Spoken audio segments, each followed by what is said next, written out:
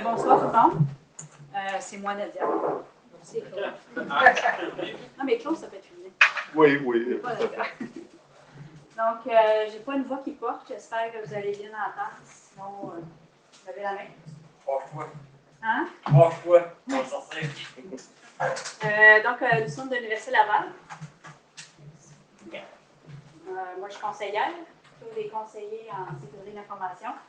Nos responsabilités, entre autres, c'est la gestion des incidents de sécurité de l'information, le soutien informatique aux enquêtes, toujours sous mandat, concernant la sécurité réseau, et la gestion des vulnérabilités. On appelle le BSI, entre autres, c'est le Bureau de sécurité de l'information. L'Université Laval, c'est gros, c'est 50 000 utilisateurs, des étudiants, des employés.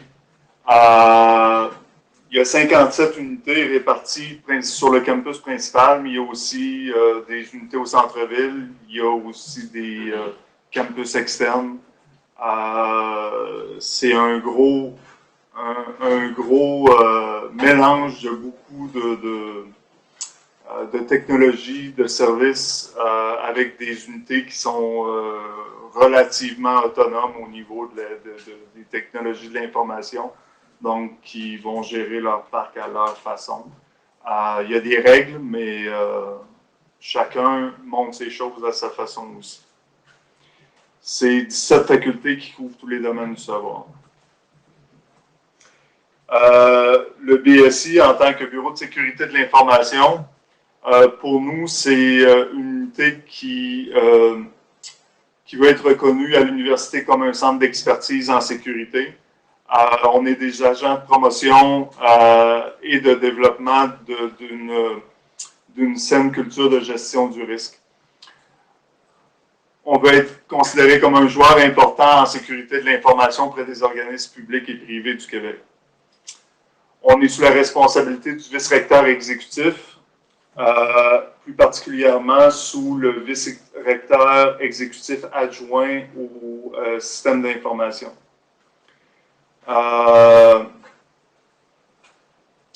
Notre mandat repose évidemment sur disponibilité, intégrité, confidentialité. On est un bureau de 11 employés qui couvre à peu près tous les secteurs de la sécurité de l'information sous la direction de Douglas Zoyer. Oui. Okay. Donc, ce soir, le sujet, comme vous ne savez pas encore, c'est les techniques d'enquête. Donc, les processus, les outils, les techniques utilisées pour collecter nos preuves numériques. Des fois, ça peut être une utilisation non autorisée des équipements informatiques de l'infrastructure. Ça peut être aussi du vol de camp. Ça peut être des téléchargements illégaux. Donc, tout ça, à l'Université Laval, il peut s'en passer bien des choses. Le BSI, comme on disait, on répond aux incidents, on fait des enquêtes, puis on surveille le réseau. Ce soir, je vais vous parler de certaines enquêtes, de ce qu'on peut dire. Les mandats, nos défis, il y en a plusieurs, les défis, et nos outils. Ça, c'est une partie qui est bien présente. On verra que faire des enquêtes informatiques, selon moi, c'est très passionnant. Ça prend beaucoup de patience.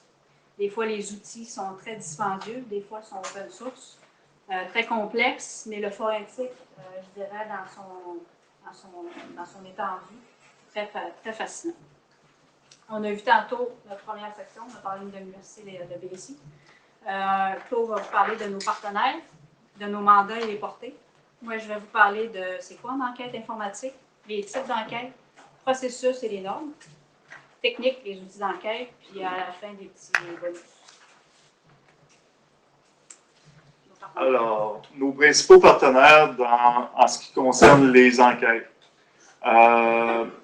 À l'interne, c'est la direction des technologies de l'information, qui compte plus de 200 employés. Évidemment, ce n'est pas les 200 employés qui sont appelés à collaborer avec nous. Par contre, certaines personnes critiques, certaines personnes très ciblées au niveau de gestion de courriel, des télécoms, toutes les personnes qui peuvent nous alimenter, nous aider dans le cadre d'une enquête. Le service de sécurité et prévention, qui est la police interne de l'Université Laval, qui compte plus de 15 employés. Encore là, on va travailler principalement avec les 2 enquêteurs du service de sécurité. À l'externe, on travaille beaucoup avec le Centre canadien de réponse aux incidents cybernétiques, qui vont souvent nous envoyer des éléments qu'ils ont détectés sur Internet, qui vont concerner des machines qui sont chez nous. On fonctionne aussi avec le CERTAC ici au Québec. Au niveau des mandats et de la portée, les mandats d'enquête proviennent du SSP, du Service de sécurité et prévention.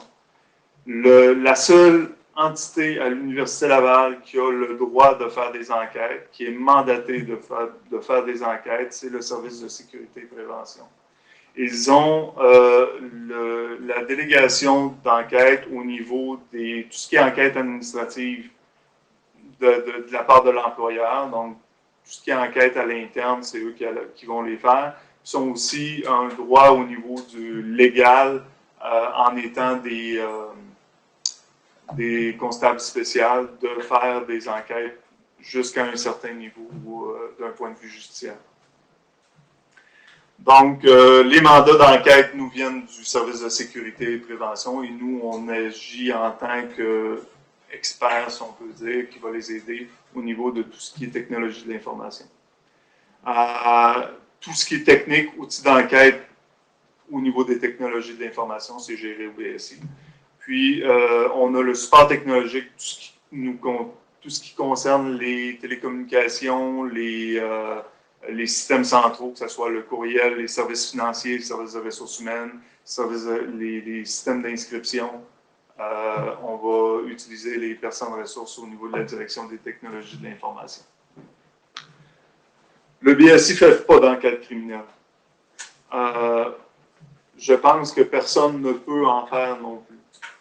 Aussitôt que ça tombe criminel, qu'on découvre quelque chose qui pourrait l'être, aussitôt qu'on a un doute qu'il y en a, évidemment, on doit transmettre les informations à la police. Dans notre cas, on transmet l'information au service de sécurité et prévention qui, eux, sont le point de contact avec les policiers. Déjà revenu les faits? Oui. Oui. Il y a des cas où tu découvres des choses, soit que c'est de l'utilisation qui est carrément illégale, des tentatives de hacking, ça peut être de la pornographie. Oui, il y en a, il y a des cas. C'est pas des cas qui sont généralement... Oui. Tentative de hacking, à quel niveau que ça devient criminel ou là, vous transférez ça? À quel niveau ça devient criminel? Ben, aussitôt qu'il y a une attaque ou qu'il y a quelqu'un qui essaye qu'il y a quelqu'un qui va aller compromettre un système, ça l'est criminel. Jusqu'où on peut aller, ça va dépendre des preuves qu'on va être capable d'aller chercher. Des fois, un incident devient une enquête. Donc, on peut enquêter, par exemple, je sais pas, sur un FTP public, puis on aurait pu, par exemple, on pourrait découvrir la pédophilie sur le serveur FTP, mais alors, on donnerait le dossier au SSP. On ne continuerait pas.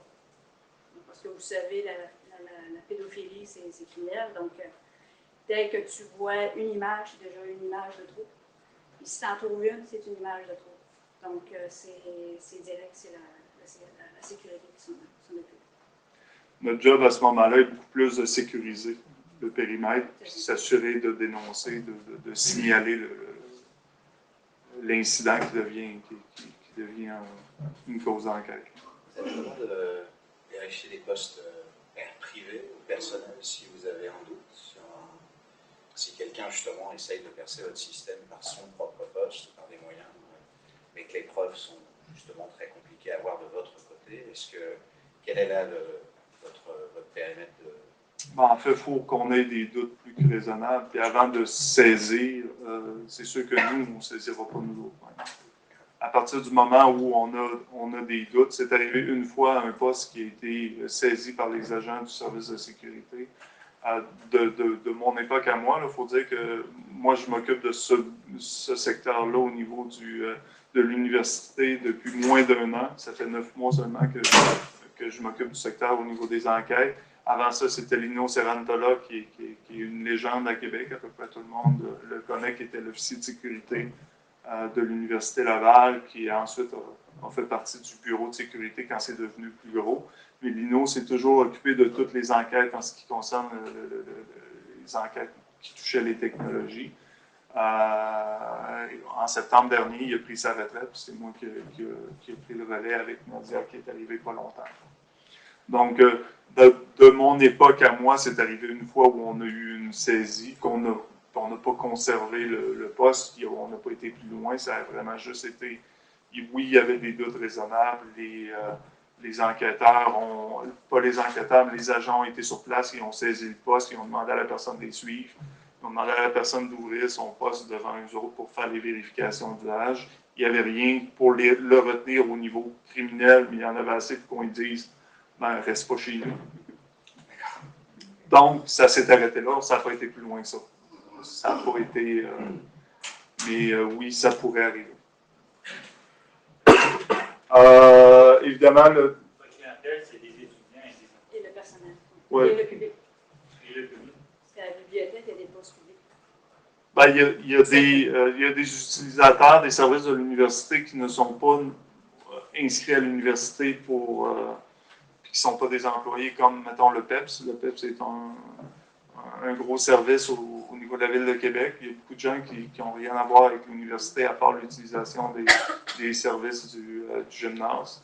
Il y a aussi au Desjardins beaucoup de choses qui se passent. Il y a des fois des spectacles. Il y a beaucoup d'activités, beaucoup de vie sur le campus. Donc, des gens qui vont prendre une vignette de stationnement pour des raisons X. Ça fait que, oui, principalement, ça va être employés, partenaires, puis étudiants, mais il peut y avoir des gens carrément de l'extérieur qui n'ont rien à voir. Puis l'université, le campus, il y a des résidences qui sont là pour les étudiants, mais l'été, c'est ouvert à n'importe qui.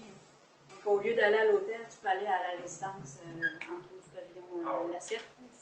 Donc, wide open. Vous n'avez pas nécessairement un contrat dans une entente avec tous ces membres. Non.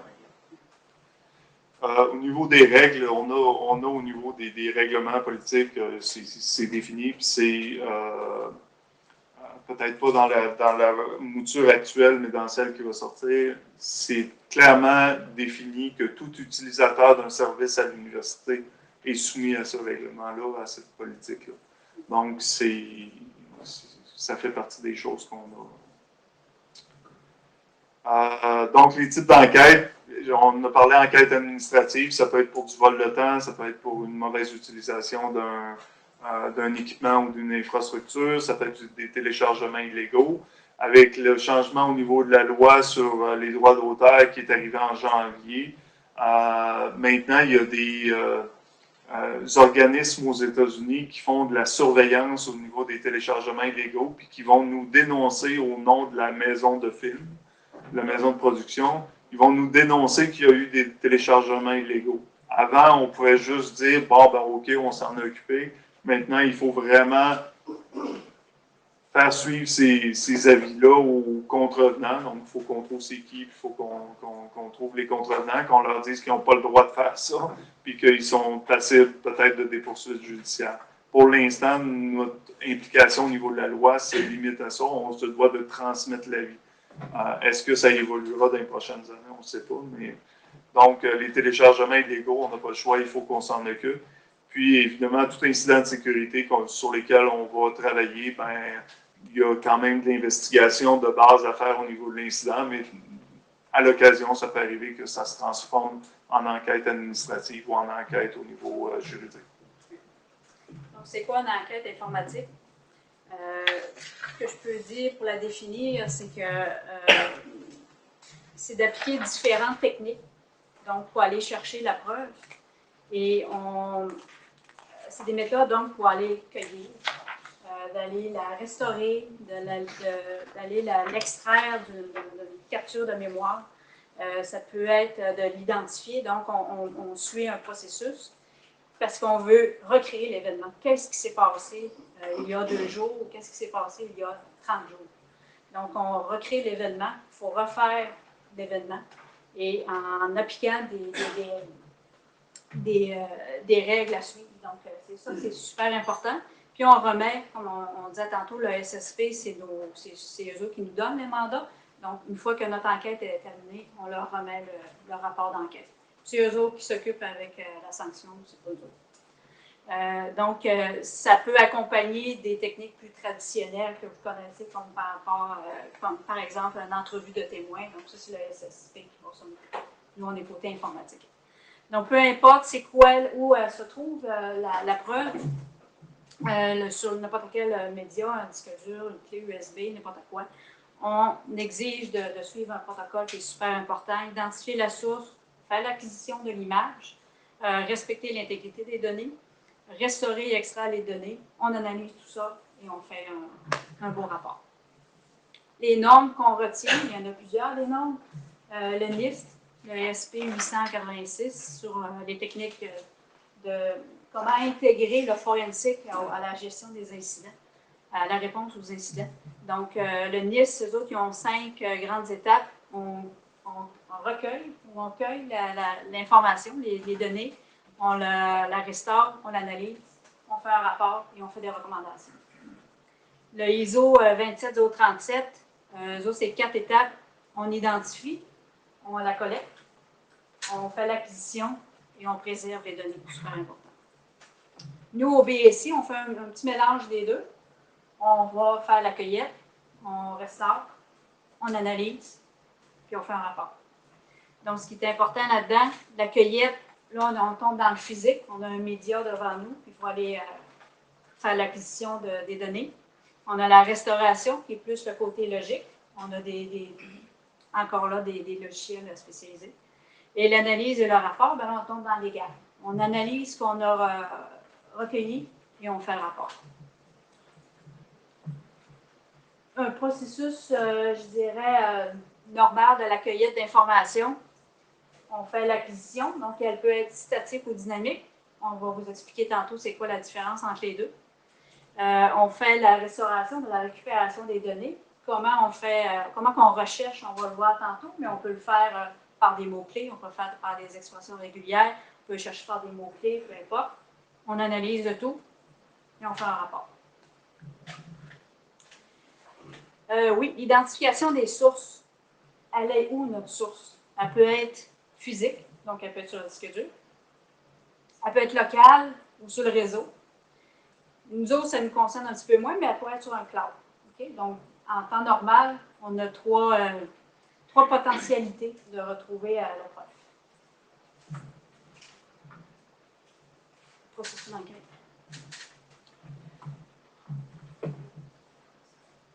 Dans le processus d'enquête, nous, on va recevoir une demande. Bien, souvent, il va y avoir quelque chose qui va se passer dans une unité. Quelqu'un va avoir des soupçons sur quelque chose, puis il va soit dénoncer directement au service de sécurité et prévention, nous appeler, ou ils vont appeler, dans le cas d'un employé, des ressources humaines, ou encore, si c'est un étudiant, bien, ils vont se référer à leurs gens qui sont responsables au niveau des directions de programme. Puis ça va remonter jusqu'au service de sécurité et prévention. Celui qui va déclencher l'enquête, comme on le disait tout à l'heure, c'est vraiment le service de sécurité. Ce qui est super important à cette étape-là, c'est que nos gens qui vont remarquer qu'il se passe de quoi, c'est qu'ils ne commencent pas l'enquête eux autres mêmes. Puis ça, on a beaucoup de sensibilisation à faire parce que surtout les gens qui travaillent en techno, on aime ça, les key gadgets, on aime ça se mettre le nez dedans. Puis les gens sont portés à wow, on a de quoi, puis ils se mettent à chercher. Puis souvent, il y a des dangers de corrompre la preuve, il y a des dangers qu'on fasse déraper. On a eu quelques cas où, justement, quelqu'un voulait aller chercher les éléments de preuve, puis nous les remettre déjà tout en main. Puis ça a failli déraper. Finalement, on a réussi à trouver nos preuves autrement, puis à arriver avec un résultat qui était concluant. Mais c'est la pire chose à faire. Donc, beaucoup de travail de notre côté au niveau de la sensibilisation pour dire aux gens, bien, écoutez, quand il se passe de quoi, vous avez un doute raisonnable, signalez-le. Puis après ça, nous, on va aller vérifier si effectivement il y a quelque chose. Donc, on reçoit la demande ensuite du service de sécurité et prévention. Puis là, à ce moment-là, c'est important de valider avec eux autres c'est quoi exactement qu'ils cherchent. Des fois, ils ne sont pas sûrs. Des fois, ils vont avoir des doutes, puis ils vont nous dire, donc là, à ce moment-là, on va avoir comme une pré-enquête pour aller déterminer certains patterns, certaines habitudes pour essayer de déterminer exactement c'est quoi qu'on cherche. Puis après ça, ben là, on va préciser la portée du mandat avec le service de sécurité. Encore là, c'est super important parce que légalement, quand même on est au service de sécurité et prévention, je n'ai pas le droit d'aller fouiller n'importe où, n'importe quand, n'importe comment. Donc, il faut que j'ai un mandat. Puis, évidemment, mes mandats, ma recherche doit toujours se limiter à mon organisation. Donc, si quelqu'un a des doutes qu'il y a quelque chose qui se passe sur un serveur qui est hébergé, mettons, au Cégep de Sainte-Foy, je n'ai pas le droit de venir ici puis de me connecter à distance, de venir le faire. Ça a l'air niaiseux de le dire comme ça, mais dans certains cas, il y a des gens qui pensent qu'on peut le faire. Évidemment, d'un côté légal, non seulement on pourrait se faire poursuivre, mais on jetterait notre preuve à terre aussi. Donc, à ce moment-là, il faut aller chercher les collaborations nécessaires ou les autorisations nécessaires.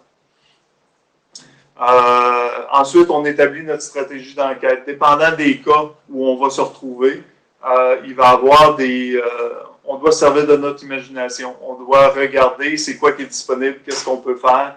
Puis à partir de ce moment-là, ben, on va déterminer notre stratégie, quel outil on va utiliser. Souvent, on va faire une collection d'outils qu'on va prendre pour aller chercher les preuves aux différentes étapes où nous, on a besoin de les avoir.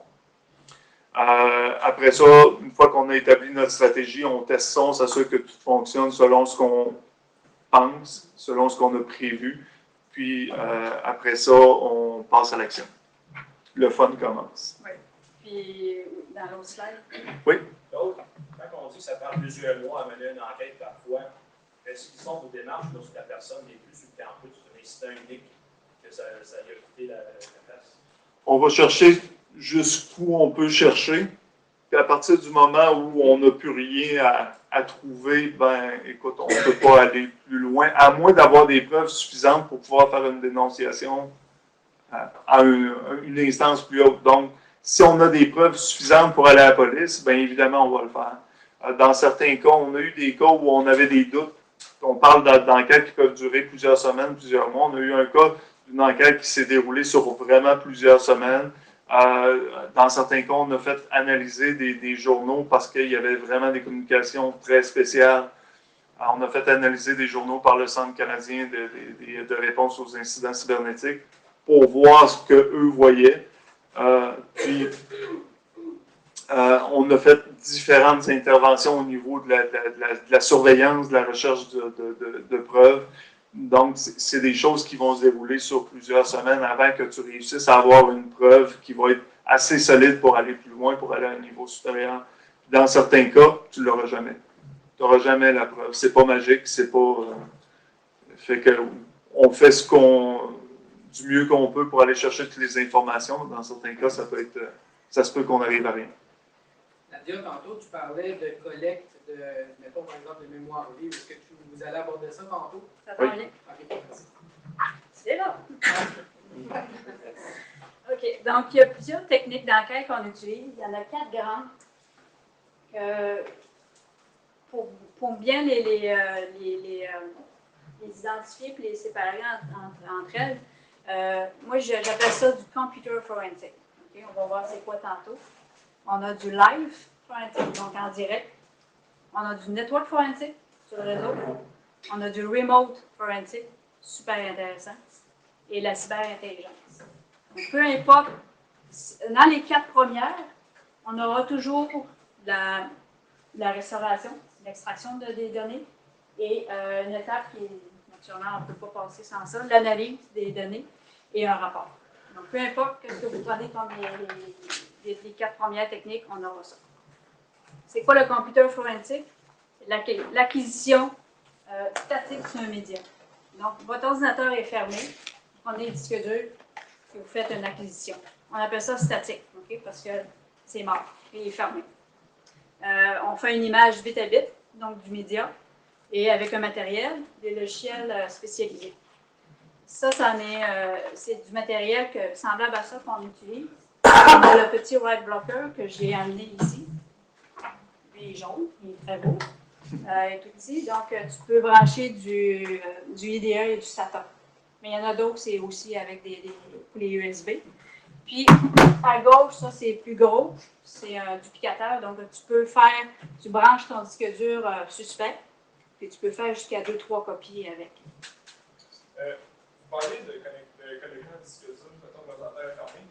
Si c'est un disque dur que le système de fichiers, mettons, est encrypté, jusqu'où vous avez le droit de forcer la personne à le déverrouiller dans le fond De me donner le... Est-ce qu'il a le droit de dire, mettons, non, je ne veux pas que tu changes mes affaires? C'est comme dans... Ben, tout dépend. Notre juridiction s'arrête à ce qui appartient à l'université. C'est ça. Donc, À si partir vous utilisez du- l'ordinateur de l'université. Oui, mais si c'est son laptop, C'est un laptop personnel, on ne pourra pas le faire. Par contre, si on a des doutes raisonnables, l'ordinateur pourrait être saisi, puis une instance policière pourrait le faire. Mais nous, on ne pourra pas aller soit forcer ou aller tenter de le décrypter nous autres mêmes. C'est sûr qu'on ne peut pas faire ça. Ça, notre limite, c'est l'infrastructure de l'université, donc l'Internet. Sauf que s'il utilise son portable pour télécharger quelque chose de légal, il a utilisé l'Internet de l'université. Il ne faut pas oublier ça. Ce qu'on va faire à ce moment-là pour aller chercher de la preuve avant d'aller, bien, on va faire de la surveillance réseau, on va faire de l'analyse des logs, on va aller chercher de l'information ailleurs parce qu'on a d'autres façons d'aller chercher de l'information. Puis, comme on va le voir tout à l'heure, ce qui est du network forensic, on est capable d'aller chercher vraiment beaucoup d'informations. C'est quoi nos outils ou les outils qui sont. Oui? Pour répondre, dans l'expérience, non, il y a aucune obligation de donner la clé, mais ils peuvent légalement, s'ils ont des autres moyens de récupérer la clé, ils peuvent le faire. C'est quoi les outils? Tu as des outils gratuits open source qui sont géniaux. Puis tu as des outils des produits commerciaux qui sont géniaux aussi, mais qui sont très dispendieux. Okay? Faire du forensique, c'est très, très, très dispendieux si vous voulez vous équiper en logiciels commerciaux. Hein. C'est très, très, très dispendieux. Un logiciel peut facilement valoir 5 000, 10 000 et 30 000 piastres. Donc, les plus populaires dans les produits commerciaux, il y a Access Data, Get Data, Beckasoft. Dans Access Data, il y en a différents.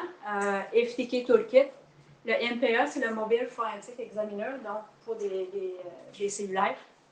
Triage, Imager et Registry Viewer qui sont gratuits.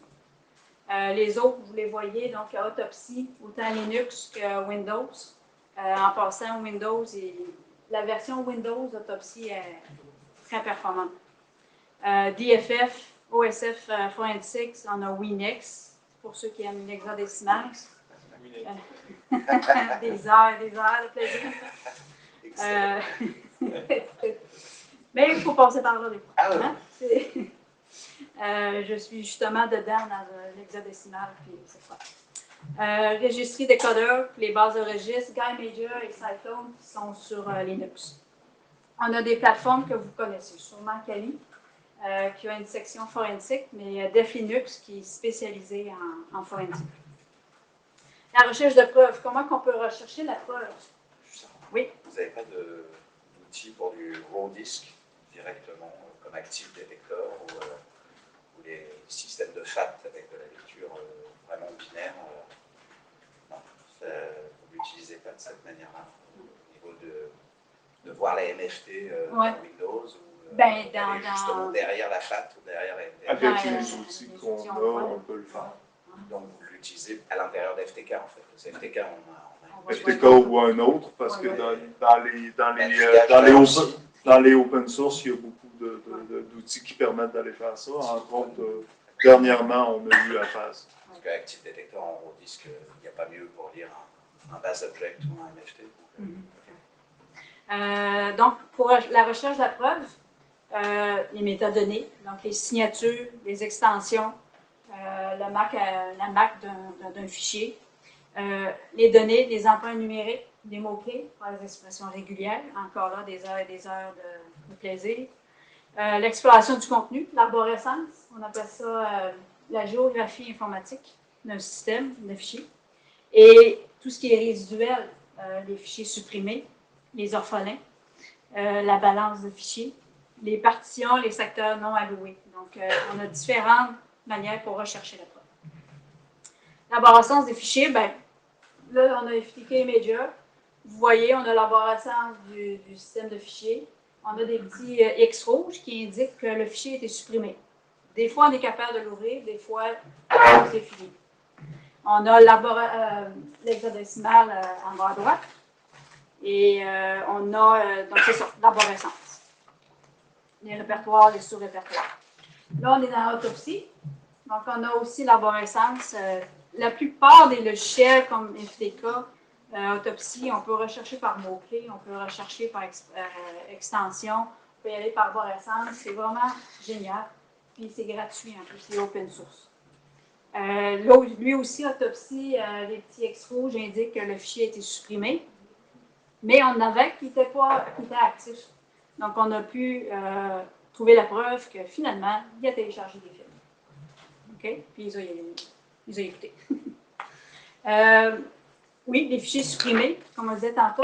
Vous avez la petite flèche indique que le fichier était supprimé, mais on a quand même pu voir le contenu. Okay? C'est un fichier texte, tout petit. Puis, on a les métadonnées. Puis, le fichier texte, c'est un script qui personnalisait une recherche sur Google, je pense. OK. FTK Media, toujours, on peut monter une clé USB.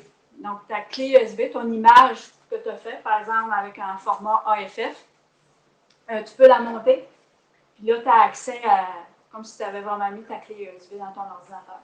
Donc, ça, c'est intéressant aussi pour rechercher la preuve. Analyse de la base le registre de Windows, registre des décodeurs.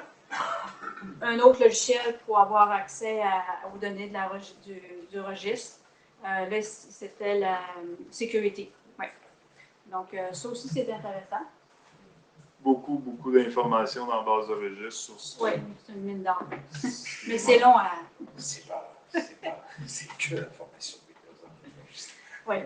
Un petit utilitaire que j'ai découvert il n'y a pas longtemps, USB Device Forensic. Il fait le croisement de 4 fichiers super importants dans la base de registre, le système, software, anti-user et setup API.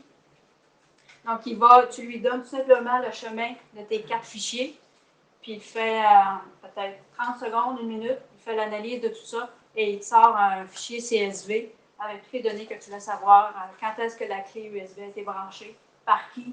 Mais au lieu de passer comme 1 heure dans le software, 1 heure ou une demi-heure dans la sécurité, dans tes différentes bases de registres, donc lui, il t'en sort, il prend les 4 puis il te sort le résultat assez rapidement. Deuxième technique, le live forensics, donc le direct. Votre ordinateur est ouvert, qu'est-ce qu'on fait? Okay? Il y a énormément d'informations à prendre quand l'ordinateur est ouvert. Donc, dans les cas où on a une intervention sur, exemple, un poste quelqu'un qui utilise un poste qui serait public, qui fait des actions illégales dessus, peu importe laquelle, puis on nous appelle pour aller voir, ben, avec les outils, on est capable d'aller chercher directement sur l'ordinateur tout ce qu'on a. Donc, puis les agents de sécurité du SSP le savent, ils savent qu'est-ce qu'ils ont à faire quand ils ont un utilisateur malveillant, disons à la bibliothèque ou peu importe à quel endroit, ferme l'écran, l'ordinateur reste ouvert, il nous appelle, puis on y va. Donc, on a toujours nos petites clés USB avec nos outils de live forensic. Les outils intéressants à utiliser pour faire le live forensic, la capture, ben, toujours Access Data, FTK Major, FTK Toolkit le fait. Oui? Quand tu captures à distance comme ça, tu n'as pas peur d'altérer ta preuve? Là, on n'est pas à distance, on est vraiment sur l'ordinateur. On est devant lui, puis on met. C'est sûr que la clé USB va aller tout de suite s'écrire dans la base de registre, mais on sait que c'est la nôtre. Ça va être indiqué dans notre rapport. J'avais une clé Kingston 3G, et voici le numéro. Ça, c'est la nôtre. Donc, ça. Il n'y a pas personne qui va pouvoir contester. Non, parce que tes outils sont là-dessus. OK? Donc, à part Access Data, il y a RAM Capturer, très intéressant.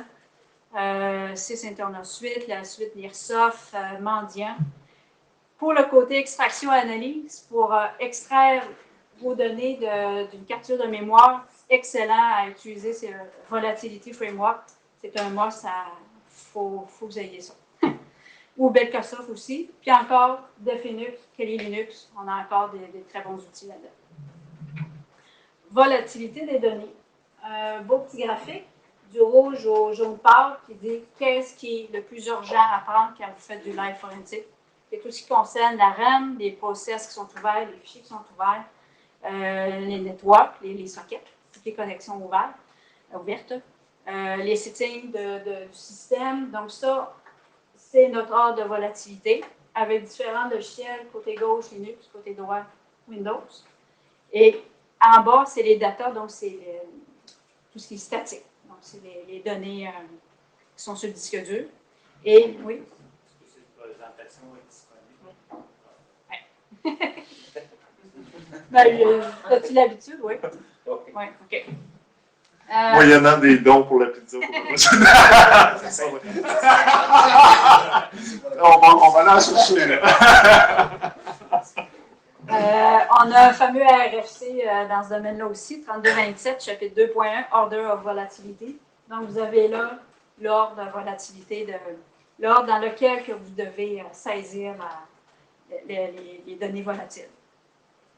Excusez-moi, c'est votre seul 0D que vous faites, au vu de la question de tout à l'heure, par rapport à la solution au problème d'enquête qui peut durer des semaines. Là, c'est le seul moyen où vous avez vraiment le droit en 0D, comme un malware ou comme un point d'intervenir. C'est ça, c'est à ce moment-là. Tant qu'on n'est pas en mode enquête ou qu'il n'y a pas un élément de doute criminel ou on a le droit d'y aller n'importe quand parce qu'on est quand même les gardiens de tout ce qui est de l'infrastructure, des actifs informationnels au niveau de l'Université Laval, c'est notre mandat. Comme j'ai le droit de bloquer quelqu'un temporairement qui représente un danger pour l'université, j'ai le droit de bloquer ses accès. Mais à l'autre bout, il va y avoir les instances qui vont être en haut, qui vont dire si on maintient le blocage que j'ai fait. Puis au niveau d'une enquête, bien, ça va vraiment venir. Nous, on va avoir la demande d'aller faire ces interventions-là. Puis les demandes sont légitimes. Nous, à partir du moment où ça vient du service de sécurité, la demande est légitime, on peut aller le faire. Le seul doute qu'on aurait, c'est vraiment par rapport, comme on disait, si l'appareil n'appartient pas à l'université, bien là, peut-être que c'est la police qu'il faut appeler. Tantôt, je parlais de Volatility Framework. On a à votre droite, l'aide qui est sur le site web, mais des petites commandes super le fun. Volatility Framework, donc lui, il va extraire vos données de votre capture que vous avez faite. Donc, ça peut prendre du temps à traiter. Par exemple, on a un portable avec beaucoup de mémoire, puis ça a pris des fois 10 heures avant de sortir le résultat. OK, donc, oui, Volatility Framework, il y a énormément de commandes. Donc, par exemple, là, je vous ai mis celle-là qui est le FireScan et le HaveDump. Donc, lui, il fait un dump de la base de registre. Puis, entre autres, là, j'avais demandé pour les périphériques. Donc, il m'a sorti tous les périphériques USB qui étaient branchés au moment même de la capture. Puis, en haut, pour le FireScan, ben, c'est un exemple, c'est un extrait des fichiers qui étaient sur le disque dur. Mais tu pourrais lui demander c'est quoi les logiciels qui étaient installés, n'importe quoi. Il y a des malwares, même il y a une commande pour les malwares. C'est très puissant, mais c'est quand même beaucoup de traitements à faire. C'est open source, donc autant Windows que Linux. Troisième technique, Network Forensic. Elle est très intéressante. Surveillance du trafic et les fichiers journaux. S'il y en a qui font l'analyse de log, vous savez que c'est bien plaisant, mais il faut le faire, il faut passer par là. Wireshark, T-Shark, TCP/DOM, Network Miner, Xpito, encore une fois, Kali et Definux comme plateforme. Super intéressant. Donc, vous connaissez probablement tous Wireshark.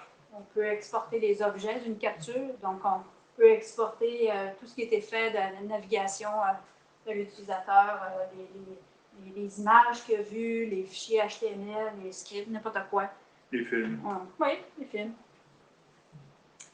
On a aussi la fonctionnalité, les conversations TCP entre deux personnes. Là, vous avez une belle espace blanc parce que je ne vais pas vous voyez les adresses IP.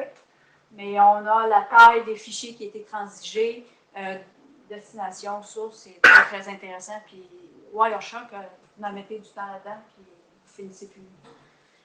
Super intéressant. Aussi pour le Network Forensic, Network Miner, qui ressemble un petit peu à Wireshark pour l'analyse d'un P4. Il va le présenter différemment, mais beaucoup moins étendu que Wireshark.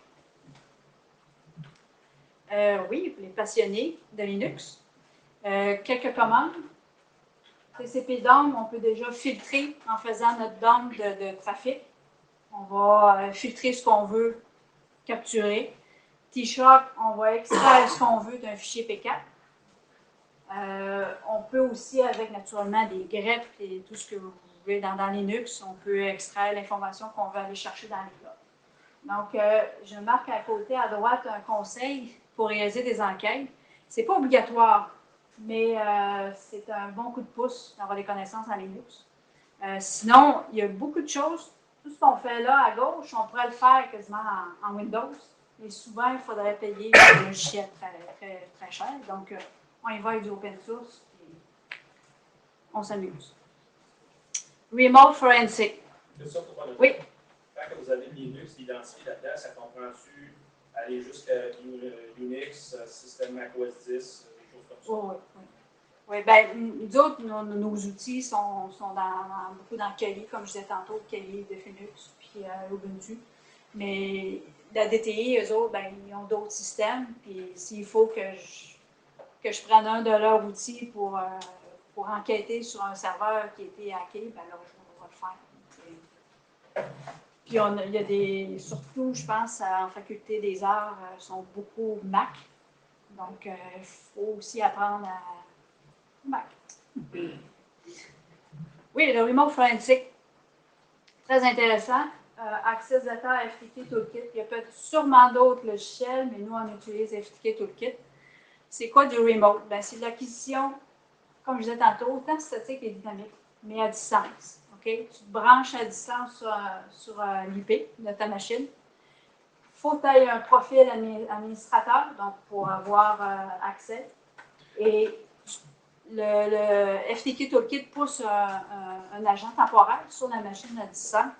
Et là, tu fais ce que tu veux. Tu peux faire l'acquisition de la mémoire, du disque dur, la mémoire volatile, de la clé USB qui est branchée, un disque dur, l'externe qui est branché, n'importe quoi. Tu fais ce que tu veux. Tu fais de l'acquisition de ce que tu veux. Tu es dans le bureau, puis l'ordinateur est peut-être bien loin sur le campus, puis on a accès. Évidemment, c'est pas le dark side. Hein? Si. Donc, oui, ça nous prend un profil admin. Il faut pour se brancher à l'ordinateur. On ne fait pas les choses. C'est vraiment fait de façon correcte en collaboration avec les principaux intervenants qui peuvent nous aider dans le cadre d'une enquête. Cette intrusion-là d'installation d'agence, j'en reviens encore à une question tantôt, ça peut être encore contesté si tu vas en cours pour t'expliquer vraiment qu'à utiliser. Utiliser un ordinateur de l'Université Laval. C'est des outils reconnus. C'est vraiment des outils reconnus au niveau légal. C'est des outils qui sont utilisés par les instances judiciaires. C'est vraiment, il n'y a vraiment aucun problème. C'est sûr que si justement je le faisais du côté centre de la force, puis que j'y allais en mode intrusion, ça ne serait pas pareil. Mais le fait qu'on le fasse de façon legit, puis que c'est des outils reconnus, fait que c'est... Pourquoi vous n'avez pas installé des agents comme Damware sur l'intégralité de vos postes pour avoir... Parce qu'on n'a pas le contrôle sur tous les C'est quoi la postes. question? Et pourquoi vous n'installez pas un agent qui serait partout sur tous les postes? Comme Damware, Peu importe lequel, mais la réponse, c'est qu'on n'a pas le contrôle sur tous les postes. On va avoir une autorité, entre guillemets, sur ces postes-là à partir du moment où il y a une enquête, justement. Donc, non, on peut pas... Oui, on pourrait, si à partir d'en haut, quelqu'un décidait qu'à partir de maintenant, ça va fonctionner comme ça, mais il y aurait des très bons débats à l'université si c'était le cas. Ouais. Donc, c'est ça, le Remote Forensic. La cyberintelligence, ben, collecte d'informations sur le web, les bases de données Wiz, Domain Tools, c'est un site qu'on va très souvent consulter. Vous avez aussi tous les outils de Linux, comme MetaGofield, les Harvester, Matego, qui est très, très, très, très intéressant. Donc, c'est la collecte d'informations qu'on est habitué de faire sur Internet. On a une adresse IP, par exemple, dans un log, on va sur Domain Tools, puis on peut voir visualiser le site. Utiliser Sandboxy si vous ne voulez pas être infecté, ça vous tente. Dans le cas de Domain Tools, ce qu'on voit là, c'est plus un WIS standard, mais avec un abonnement, on peut aller beaucoup plus loin, aller consulter toutes les modifications qui ont été faites au niveau de l'enregistrement du domaine, ce qui peut être très intéressant dans le cas où on recherche des informations sur un site qui s'est promené. Exemple, quelqu'un qui déciderait de partir sa business sur le campus, ce qui pourrait arriver. Il y a une bande passante incroyable, il y a des ordinateurs, donc si quelqu'un le ferait, puis qu'on trouve l'enregistrement au niveau du domaine, puis qu'on vient me collecter la preuve, puis il a changé de place, ben, je suis capable d'aller dans l'enregistrement, puis oui, sinon ça pourrait se faire via la police, via des mandats de perquisition, mais on n'a pas à le faire parce que c'est des abonnements qu'on peut aller chercher. On est rendu au rapport final. Le rapport final, il commence dès que vous commencez votre enquête. Okay? Ça, c'est un truc que je peux vous donner. Vous faites l'historique de toutes vos actions, les outils que vous avez utilisés, la technique, les intervenants qui vous ont aidé, que ce soit la BTI ou peu importe. On écrit tout ce qu'on fait.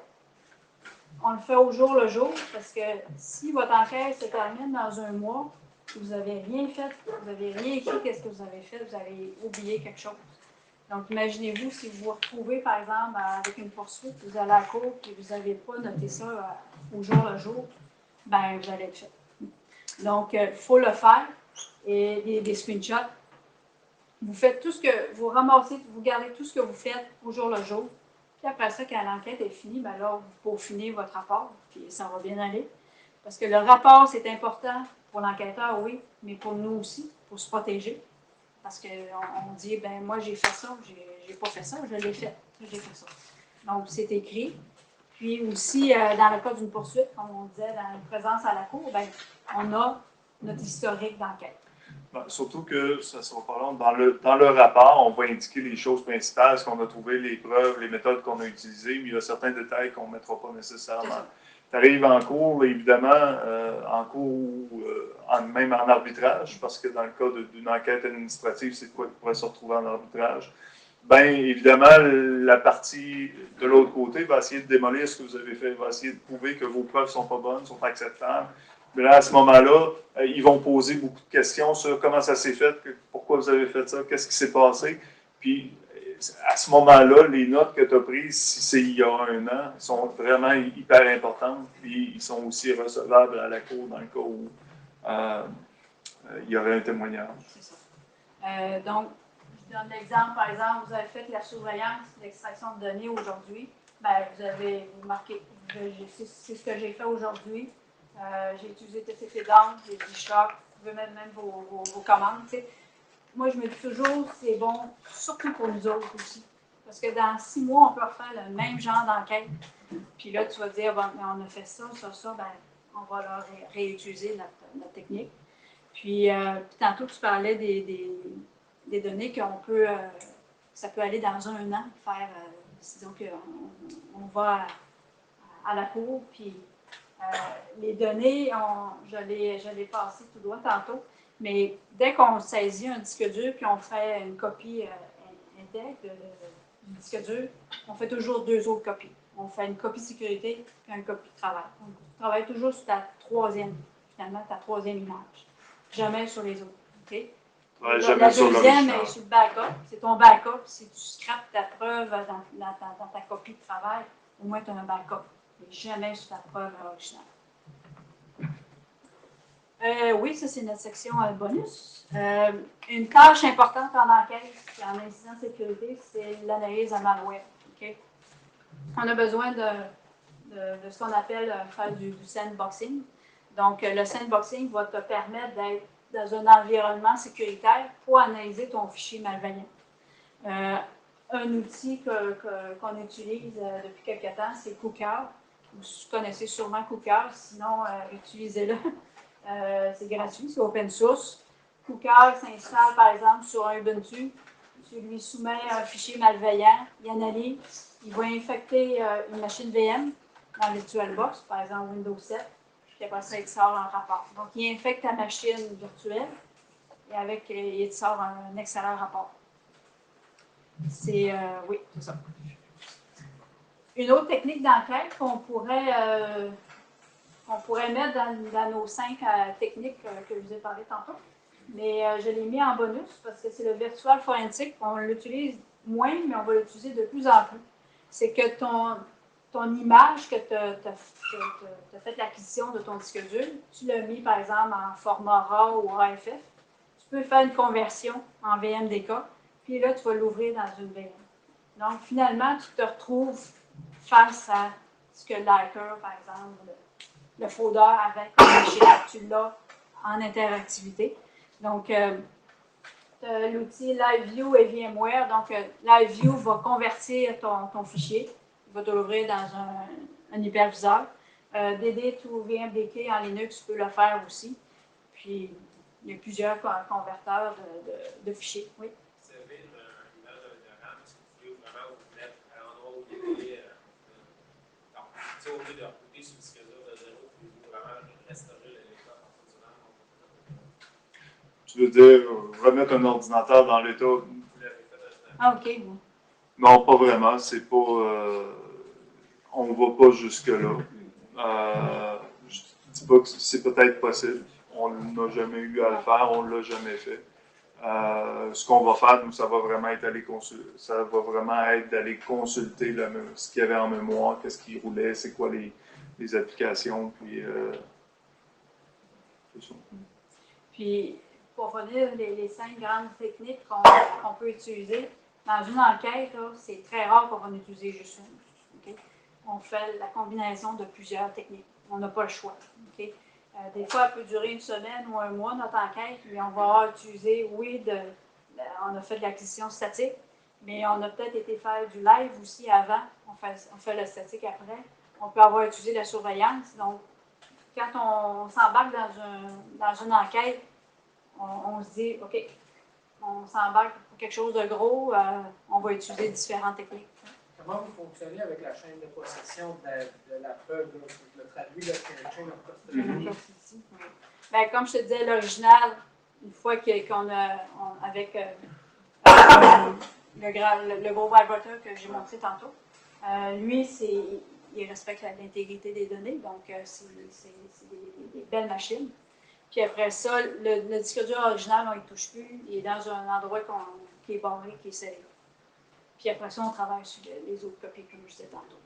Au niveau de la prise de l'acquisition du disque dur, si on le fait directement sur un ordinateur distant, ben, à ce moment-là, ça se fait toujours en présence des agents de sécurité. Donc, au niveau de la chaîne de possession, à partir du moment où on le prend en charge, ben là, il ne nous quitte plus. Puis quand on a fait ce qu'on avait à faire dessus, ben, il est mis dans un endroit où il n'est pas accessible par personne. C'est ça. Puis aussi, c'est une méthode de travail. Par exemple, quand on fait de la surveillance, on a un fichier PCAP. Ben, le fichier PCAP original, on ne travaille pas dessus. On fait peut-être, je fais 2 autres copies à chaque fois. Donc, c'est sur des disques durs différents. Parce que, comme je disais tantôt, si tu scrapes ton fichier original, c'est fait. Donc, tu travailles toujours sur ta 3e copie. C'est fastidieux des fois, parce que si ton fichier PCAP, je ne sais pas, à 30 GB, ben, faut que tu le copies 2 autres fois avant que tu commences à travailler. Donc, c'est ça. Un défi important, l'anti-forensique. Okay? L'anti-forensique, oui. Oui, c'était sur l'anti-forensique le défi, justement. Ce que vous faites comme les pompiers, vous testez quand vous avez le feu et à essayer d'utiliser au mieux les outils. Comme un chasseur, il faut savoir éventuellement son endroit où chasser. Oui, puis... Si un gars a l'habitude d'utiliser tous les cleaners du monde et Tor et compagnie, c'est très compliqué pour vous de faire votre métier. Ah, c'est sûr. Euh, C'est un défi. oui, c'est plutôt pour des filles, mais l'entraînement doit être certain. Quoi. Oui, puis On ne peut pas s'entraîner sur toutes les techniques possibles. Je voudrais bien, ça serait le fun, plaisant, mais je manque des heures. Mais en fait, on y va sur ce qui est le plus commun. Puis pour le reste, ben, chaque nouvelle enquête est un nouveau défi. Puis souvent, on a à se casser la tête. Puis des fois, il faut apprendre sur le tas. Il y a une situation qui se présente, puis on ne sait pas, on ne connaît pas. Ben, il faut qu'on trouve. On cherche. On établit une stratégie. Puis c'est pas arrivé qu'on baisse les bras et qu'on dise qu'on n'est pas capable. Parce qu'il laisse quand même quelques traces des fois qu'ils ne pensent pas, que ce soit des plugs d'imprimante. Souvent on nettoie très bien ces traces de surf, mais pas spécialement de ce qu'on imprime. D'autres choses qui sont des fois plus pensées, niaiseux à gérer, c'est plus là-dessus, parce qu'en fait tous les outils anti-forensiques pensent réellement à focuser sur les process, la mémoire et autres, mais il y a tellement d'autres traces qui peuvent être laissées. Il y a une théorie en criminologie, c'est que le crime parfait n'existe pas. Oui. Si tu fais un crime, là où je travaille, c'est un peu notre théorie aussi. C'est que si tu fais un crime, tu vas finir par oublier une trace à un moment donné. Les policiers disent que le criminel fait toujours une erreur. Puis l'absence de preuve, c'est une preuve d'absence aussi. C'est-à-dire que si tu effaces tes traces, tu vas voir que tu as effacé tes traces. Vous allez voir qu'il y a un effacement sécuritaire. Alors c'est sûr que vous n'avez pas votre À preuve. quelle date Votre preuve à la date d'effacement, mais il est vrai que ce que je voulais vous demander, c'était plus l'entraînement sur des traces qui sont des fois niaiseux à utiliser et qu'il y a beaucoup d'outils qui les oublient, surtout sous Windows, qui est une vraie catastrophe pour ça. Linux fait autrement, mais et des fois c'est bon de les chercher parce que c'est grâce à ça des fois qu'on arrive à piéger la personne. Puis je partais pour dire aussi, faire du forensique, c'est la sécurité, c'est du hacking, c'est tout. C'est tout. C'est la totale, mais c'est surtout juridique et c'est ça le problème. Oui. Parce que tu sais, quand tu enquêtes sur un dossier, peu importe, tu te mets souvent dans la peau du hacker. Il faut que tu dises comment il aurait pu faire ça. T'sais. Donc, si tu connais rien au hacking, ben là, c'est certain. Ça va être difficile. Mais on est quand même pas pire. Il y a des gros forums de défis, puisque c'est le nouveau terme, Digital Forensic Incident Sequence, de défis qui sont accédés justement à utiliser les anti-forensiques et toutes les petites bêtes, évidemment, qui restent. On a un beau cas tantôt que Nadia va parler, qui justement, où il a fallu aller plus loin, puis se servir de toute notre imagination, toutes nos ressources pour essayer de trouver qu'est-ce qui s'est passé. En fait, Nadia a réussi à trouver. Oui, bien, l'antiforensique, ben, c'est la stégonographie, c'est l'encryption, c'est Tor. Vous connaissez sûrement ça.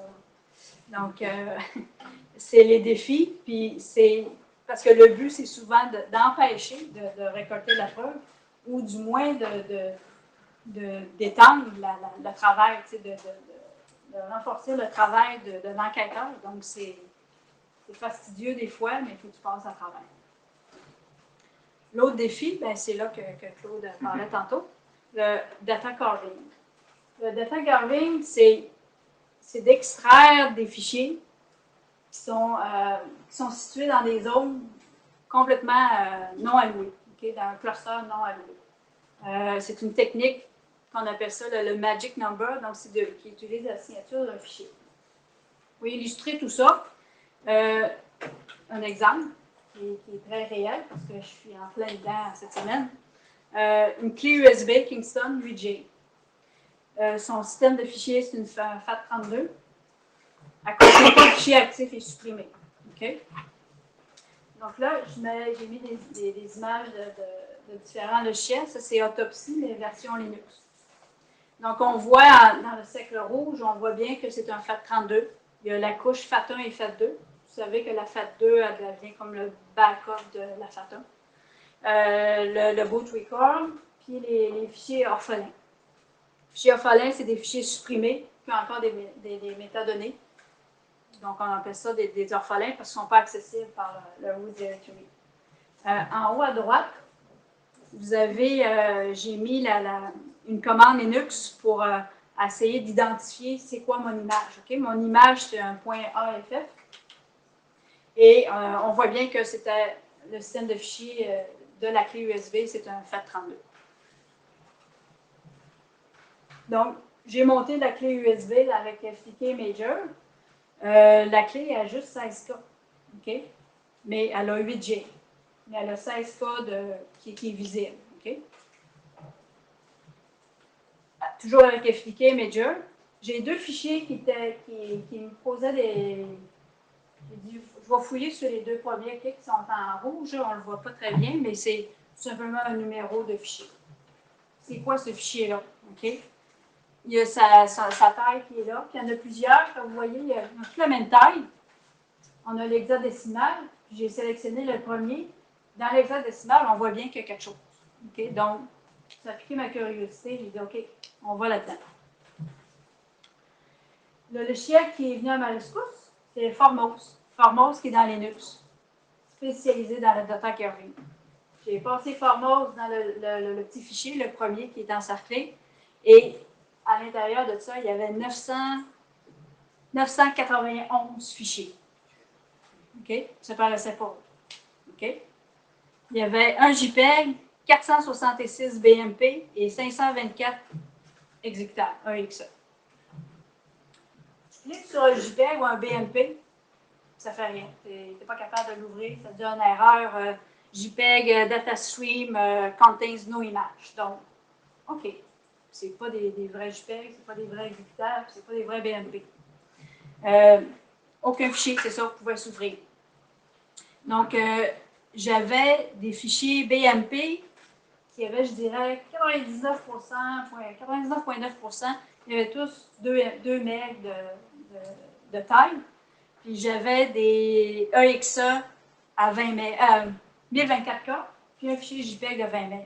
Donc, tu te poses des questions, c'est quoi qui est fait avec ça? OK? Puis différentes, ici en bas à gauche, j'ai différentes commandes Linux. Vous pouvez identifier c'est-tu vraiment un JPEG ou ça n'en est pas. Naturellement, ça n'en était pas. Donc, j'ai pensé à quelque chose. Comme on disait tantôt, des fois, il faut se creuser un peu les... J'ai une petite intuition. J'avais donc des centaines de fichiers avec la même taille. Des BMP, des EXE, des JPEG. Donc, j'ai dit ça ressemble beaucoup à des fichiers qui sont splittés. Okay? Donc, j'ai téléchargé gsplit.exe.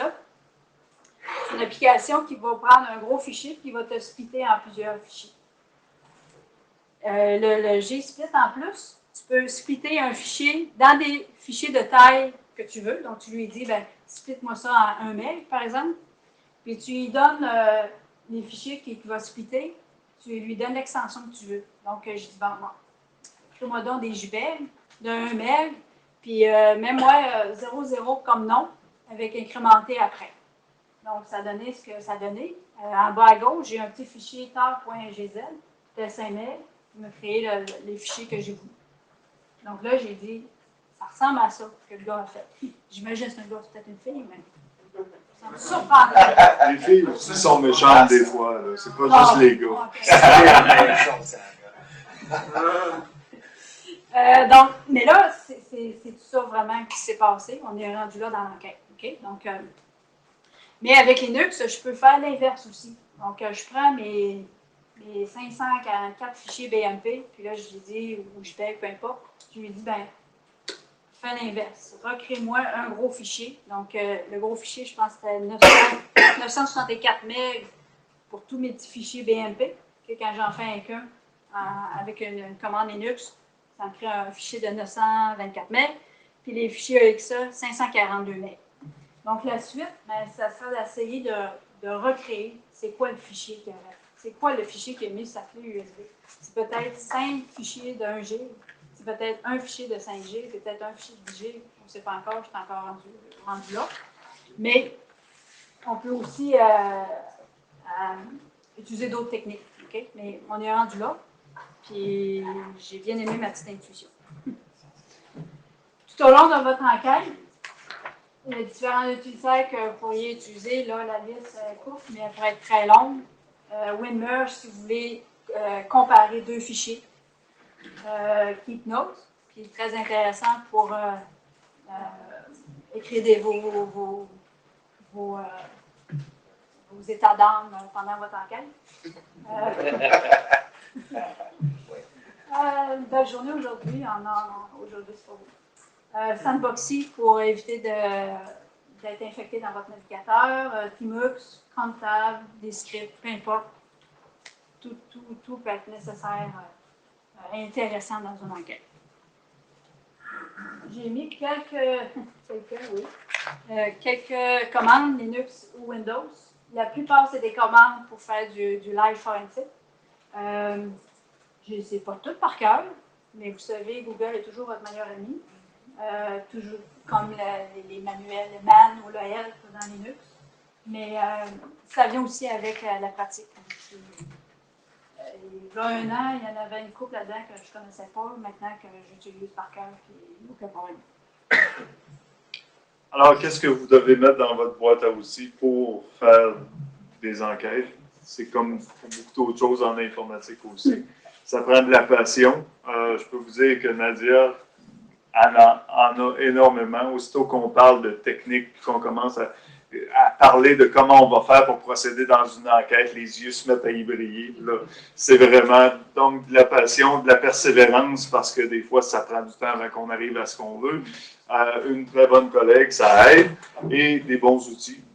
Des outils surtout adaptés à la situation que vous avez. C'est là où peut-être il y a un défi de trouver l'outil qui correspond à l'enquête que vous avez amenée.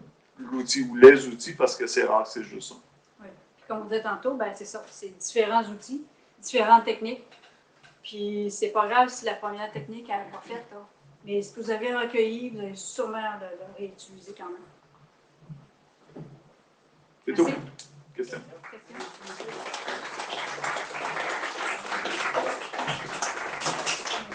On avait une question en arrière. Votre formation, votre expérience que vous avez à faire ça, c'était quoi?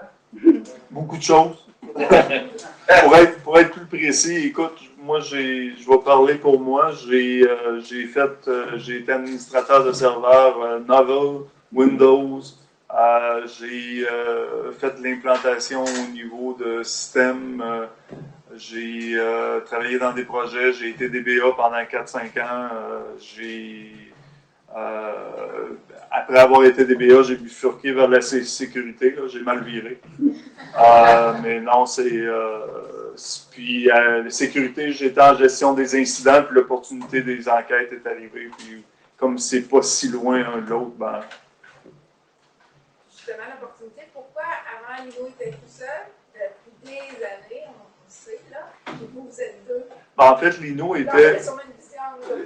était tout seul au niveau des enquêtes, mais il y avait Louis-René qui était avec lui, qui faisait d'autres éléments au niveau de la sécurité.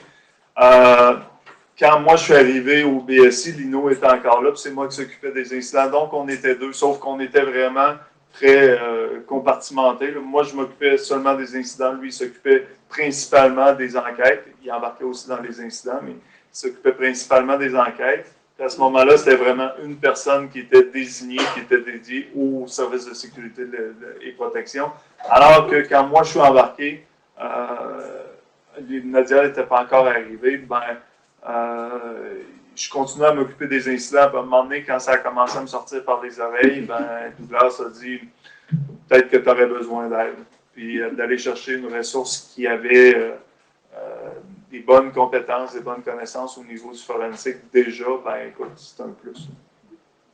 Pour répondre à lui en arrière, moi, j'ai étudié en sciences politiques. J'ai bifurqué vers l'informatique. Puis après ça, j'ai mal viré en sécurité.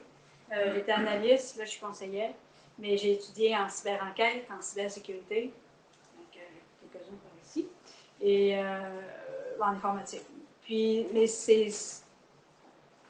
je dirais, c'est une passion de savoir qu'est-ce qu'on fait dans le cadre d'une enquête. Ça m'a amené à aimer le côté enquête. Donc, j'ai étudié en cyber-enquête parce que j'étais en informatique. Puis en cyber-enquête, là, ça m'a ouvert les yeux sur bien des choses. On était beaucoup plus en surface, puis après ça, on s'est tatoué à creuser. Puis quand j'ai vu le poste ouvert à l'université, j'ai appliqué tout de suite, puis ça a fité. Oui? Dans mon cas, par ici, avez-vous évalué la suite américaine, si vous ne l'avez pas gardée? On avait Quand je suis arrivée avec Lino, il y avait déjà FTK Toolkit, Access Data, qui est quand même très dispendieux. C'est un petit peu moins cher que l'Encase. Mais on a tout simplement décidé de renouveler la licence. Ça n'a pas été. Ce qui est principal, c'est que ton outil que tu utilises, c'est que tu le connaisses bien. Parce que pour le reste, tu vas arriver à principalement, je pense, en tout cas, au même résultat. Je connais Pancake, je ne l'ai jamais utilisé. Ouais. Puis, tu sais, aussi, c'est les budgets. Les budgets. Puis, tu sais, on ne fait pas juste l'enquête. Là, on vous a parlé de nos logiciels d'enquête, mais on a aussi les incidents, les tests de vulnérabilité. Puis, c'est dispendieux. Vous avez combien de cas d'enquête par an? Depuis que je suis arrivée, je ne sais pas pourquoi il y en a difficile à dire.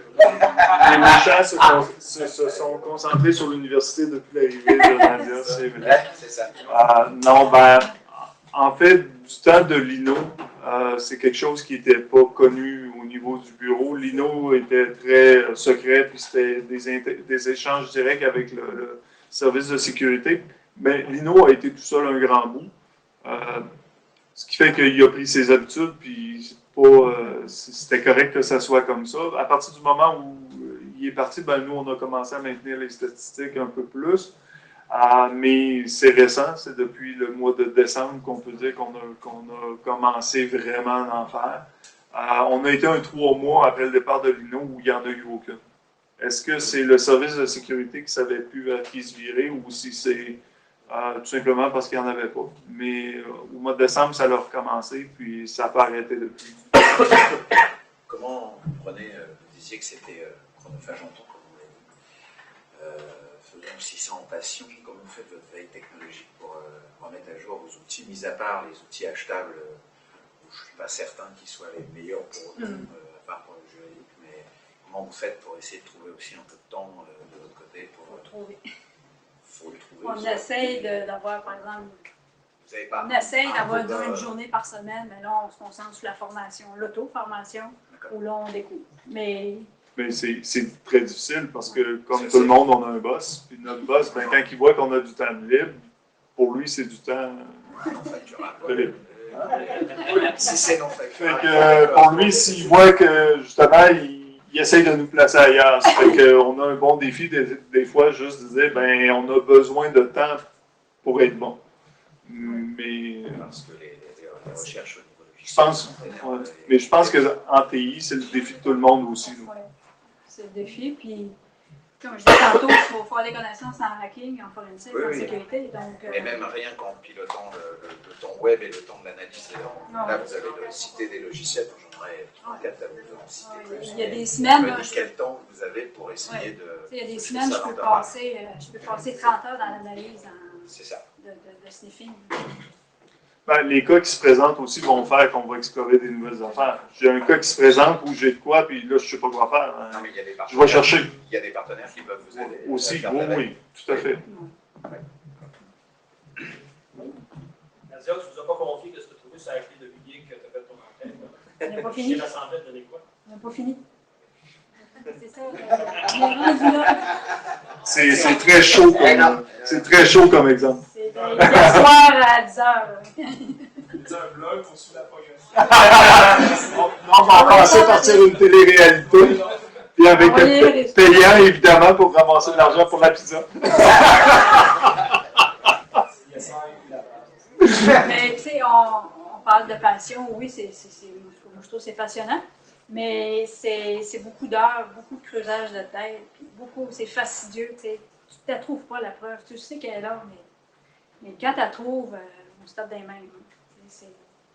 Puis à chaque enquête, c'est comme dans n'importe quel dossier en sécurité. À chaque enquête, on fait nos feedbacks. Qu'est-ce qui aurait été mieux de faire dans telle situation?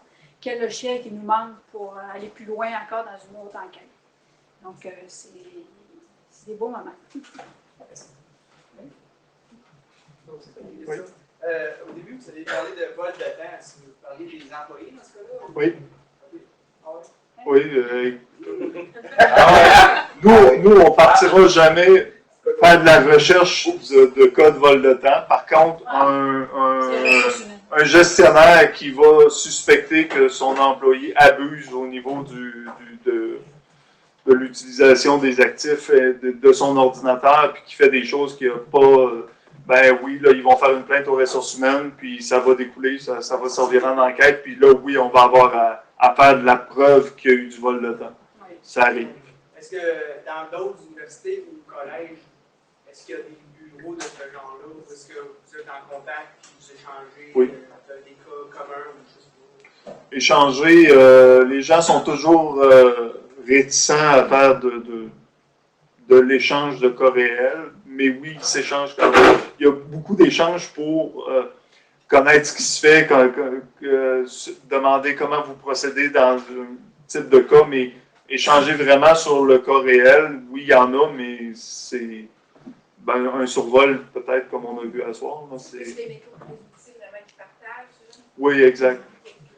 Puis, c'est sûr que si quelqu'un dit j'ai besoin d'aide pour telle affaire, puis que quelqu'un le connaît, c'est rare que les gens vont rester assis. Les gens vont quand même partager, mais c'est pas. Est-ce que c'est vous qui gérez le logiciel d'inclusion ou de. Ça fait partie de notre. Ça fait partie de votre. Ça dépend. Si tu parles de logiciel de test technique, donc test de vulnérabilité, test d'intrusion, pour faire du pen test, c'est nous autres. Si tu parles de logiciel de détection, de système de détection d'intrusion, de prévention, ça, c'est pas nous autres. Nous, on s'occupe vraiment. En fait, le bureau a beaucoup plus un mandat qui est gouvernance, sauf moi et Nadia. On est l'exception dans le bureau. Les deux weird bureaux. C'est On ça. nous appelle les deux Red Hat. Ouais. Avez-vous déjà été confronté à enquêter sur des collègues des Non. C'est sûr que si j'avais un conflit, je le dirais de le défendre. Non, tu peux pas embarquer là-dedans, puis le moindrement qu'il y a de quoi qui accroche, puis qu'ils savent que tu connaissais la personne, c'est de ta faute. Tu peux pas, il faut vraiment que dès que tu penses qu'il y a un conflit, tu le dis tout de suite. Puis chaque enquête nous amène aussi la discrétion. On s'empare nos deux, puis la porte est fermée. Il faut être discret. On est juste 11 dans le bureau, mais. Les autres sont pas au courant de ce qu'on fait, sinon des. De l'aide technique de surface. On a un cas de ça, mais ils n'en savent pas plus. On Donc, à avait quel point vous tenez informé? ce qu'il y a besoin de savoir. OK. Fait que le SSP en sait pas de vos classes normalement. Tout le temps. Et il vient faire son tour, puis il me dit toujours tu t'amuses-tu encore? Oui. Parfait. Vous avez parlé de CCIRC. Est-ce que vous déclarez vos incidents? Puis où est la chose que vous dites on déclare? On déclare rien au le CCIRC. On n'a aucune obligation de leur déclarer quoi que ce soit.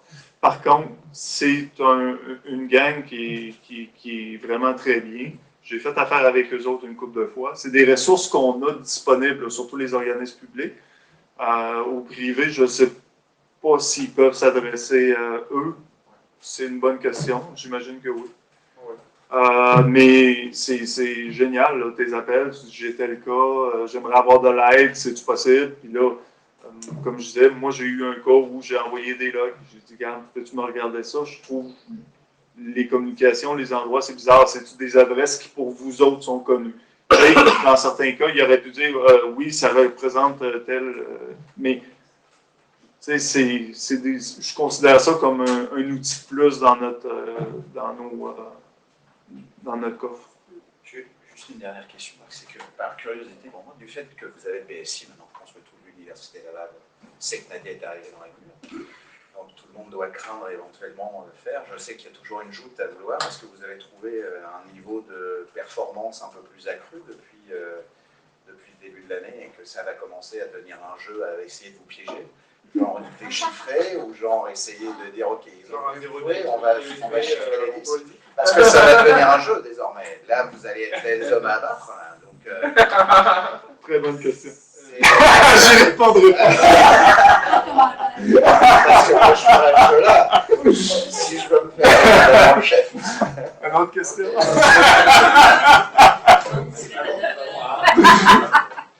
C'est pas un bon cas. Ah, merci.